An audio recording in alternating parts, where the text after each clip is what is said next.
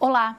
O Ministério Público da Paraíba realiza no próximo dia 29 de julho eleição para a lista tríplice destinada à nomeação do Procurador-Geral de Justiça da instituição para o biênio 2017-2019. Todos os candidatos membros da instituição têm pelo menos 5 anos de exercício na carreira e idade superior a 30 anos. Esses foram os critérios. 7 membros do Ministério Público do Estado se candidataram. Conheça agora quem são eles. Os promotores de justiça Amadeus Lopes Ferreira, Crístenes Bezerra de Holanda, Francisco Seráfico Ferraz da Nóbrega Filho, João Arlindo Correia Neto, João Geraldo Carneiro Barbosa e os procuradores de justiça José Roseno Neto e Valberto Cosme de Lira. Nós, aqui na TV Câmara, vamos entrevistar os candidatos a Procurador-Geral de Justiça do Ministério Público da Paraíba. Veja o candidato de hoje. João Geraldo Carneiro Barbosa, ele tem 55 anos, é natural de João Pessoa, ingressou no Ministério Público da Paraíba em junho de 1991. Hoje é segundo promotor de Justiça de Defesa do Patrimônio Histórico, Cultural, Artístico, Estético, Paisagístico, Turístico e Urbanístico de João Pessoa, da Promotoria de Justiça de Defesa do Meio Ambiente e do Patrimônio Social da capital. Boa tarde, doutor Geraldo. Boa tarde, Rosângela. Boa tarde a todos os ouvintes da TV Câmara e a toda a sociedade paraibana. Estou aqui à disposição como candidato a Procurador-Geral do Ministério Público do Estado da Paraíba. Então, doutor João Geraldo, o que é que motivou o senhor a se inscrever para essa lista tríplice, para essa disputa? Olha, eu estou disputando mais uma vez, toda a Paraíba me conhece. A minha candidatura novamente é exatamente para prevalecer aqueles princípios que eu acredito, os princípios morais, éticos, técnicos e, sobretudo, legais, que nós temos a missão de representar e sermos o guardião, certo, do ordenamento jurídico. Somos os natos fiscais da lei, certo? Mas tem um compromisso pessoal, desde que eu sou promotor de justiça, com o interesse público e um comprometimento voltado para o social, para a sociedade, sobretudo aqueles mais carentes, aqueles que dependem de alguém que lute pelos seus interesses, pelos seus direitos de cidadania, pelos direitos difusos e pelos direitos sociais de uma forma geral. Então, antes o Ministério Público fazia essa escolha através de chapas, né? O senhor foi o primeiro que se candidatou independente. Verdade. Esse ano, como é que o senhor vê essa eleição? É diferente das outras? Eu costumo dizer que desde que eu tive coragem de me candidatar como primeiro candidato independente, a senhora lembrou muito bem, certo? Hoje pode existir inscrições individuais, é diferente de ser independente. Quando eu digo inscrições individuais, não vai nenhuma crítica aos demais colegas, mas são colegas que estão se candidatando no exercício de funções no staff de um grupo que já está aí há 8 anos. Mas, assim, é um direito que assiste a cada um, todos têm competências, todos estão preparados, mas eu proponho, sobretudo, como baluarte, como pilar da minha candidatura, exatamente as mudanças necessárias para que a gente possa sair da mesmice e fazermos uma administração mais moderna, mais dirigida para aquilo que é mais reclamado pela sociedade, que é exatamente a cidadania e os direitos sociais de uma forma geral, no que se diz respeito à questão do combate à corrupção, ao crime organizado, à lavagem de dinheiro, à questão da segurança pública, maiores promoções ministeriais voltadas para a cidadania no que diz respeito à saúde, que inclusive eu já tive experiência na área da saúde, a questão da educação, que eu não acredito em nada em um país que não nasça da educação. Certo? Até para se ter saúde precisa se ter educação, certo? Então, o senhor falou sobre saúde, o senhor passou um bom tempo na promotoria de defesa, né, dos direitos à saúde e o senhor tem um trabalho efetivo e notório em relação aos trabalhos sociais. O senhor vai continuar com isso se for nomeado? Com certeza. Era só essa oportunidade que eu queria que cada um dos eleitores, dos 215 promotores e procuradores, me fizessem, certo? Para que eu chegasse ao cargo, porque eu iria fazer através dos órgãos de execução, fazendo prevalecer a valorização dos órgãos de execução, que são as promotorias, através, inclusive, da realização de concurso público, para que a gente possa dotar todo o estado da Paraíba, certo, de promotorias sem a vacância que existe hoje, para que o cidadão tenha a quem se dirigir em nome do Ministério Público naquela região geográfica representada pelo município que está lá com a vacância plena porque está sendo promotor de justiça por falta de realização do concurso público. Então, doutor João Geraldo, a lista tríplice é formada pela escolha, a votação dos procuradores e promotores que fazem parte do Ministério Público. O governador vai ter esses 3 nomes e vai escolher um, esse será nomeado. Mas o procurador-geral ele não vai trabalhar para o governador nem só para os promotores e procuradores, mas para a sociedade. Quais são as propostas que o senhor tem de trabalho? Olha, o procurador-geral, ele exatamente, o trabalho dele deve ser, e é o que eu pretendo fazer, voltado para os anseios sociais e para o interesse público.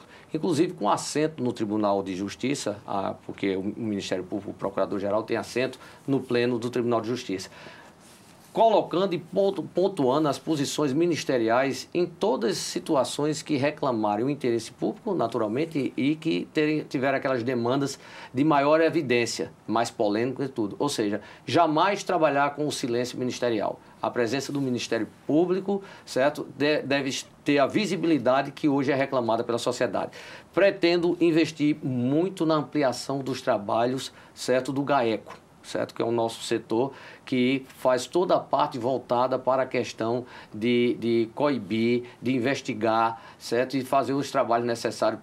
Inclusive, quero evidenciar aqui de público, sem diminuir nenhum dos colegas, mas homenagear todos os demais na pessoa do doutor Otávio Celso, certo? Paulo Neto, que tem feito um trabalho brilhante, que toda a sociedade reconhece, mas eu queria dar um eco maior ao GAECO, certo? Dando um investimento nessa área para que a gente possa fazer um combate maior ainda do que já vem sendo feito, através de toda a equipe que ele hoje está comandando, que são os demais colegas eficientes, tão quanto ele, no sentido de que, para tentar erradicar ao máximo a questão do tráfico, o combate ao tráfico de drogas, a questão da sonegação fiscal, a questão da improbidade administrativa, a lavagem de dinheiro.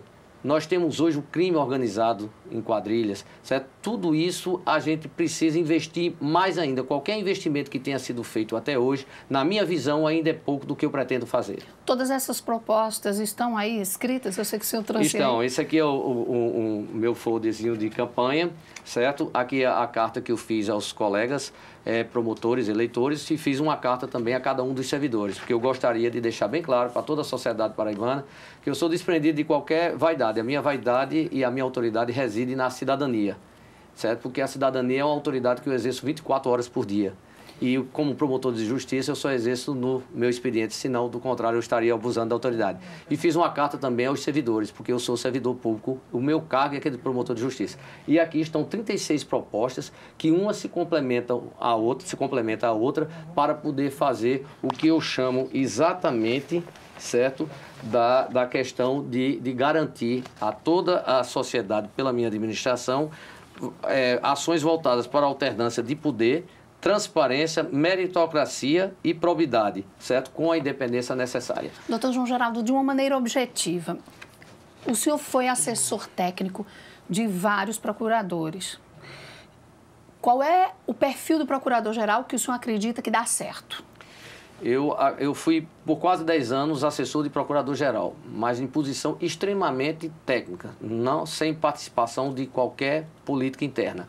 E o quadro, a representação que eu acho que um procurador deve ter é exatamente a postura da independência, a coragem para fazer mudanças junto ao egrégio colégio de procuradores e Conselho Superior do Ministério Público, certo? Que são os órgãos superiores da gestão ministerial, e com a ajuda de qualquer a participação e ajuda de todos e qualquer um dos integrantes do Ministério Público, seja promotor ou procuradores, que inclusive em uma das minhas propostas eu coloco a igualdade entre cargos e funções na hora de escolher para o exercício, certo? Dentro da administração. Que eu não concebo que você possa ser procurador-geral de justiça, sendo promotor, e não poder ser um promotor, um subprocurador-geral de justiça. Então, eu acho que isso já foge a ditames ultrapassados. Na verdade, o Ministério Público é um só. E eu estou comprometido também com a classe, no sentido de que desejo fazer a união de toda a instituição,